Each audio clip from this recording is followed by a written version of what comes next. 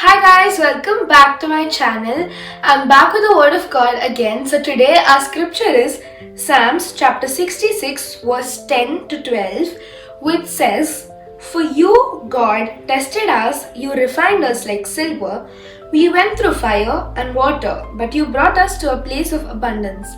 So this verse is telling us, see, all of us as a human being in this world, everyone go through a painful season, everyone goes through a broken season.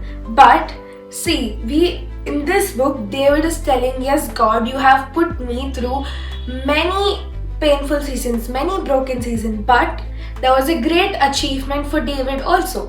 Psalms is written by David, and he is also telling, yes God, I went through fire and water, that is many pains, many sorrows, too many broken seasons, and there you brought us to a place of abundance. There he brought him to a place of abundance. So this was is telling, as a human being in this world, we all have a painful season, we all have a broken season, but I'm telling you right now that all broken season, that all painful season is for a great abundance for further. As we also see Bible examples, David also has been through so much painful season and a broken season, but at the end he was the king of Israel, that little boy. And we can also see Joseph in the Bible, his own brothers threw him in a pit. He was sold to a slave person. He was sold to an Egyptian, and his own brothers threw him in a pit.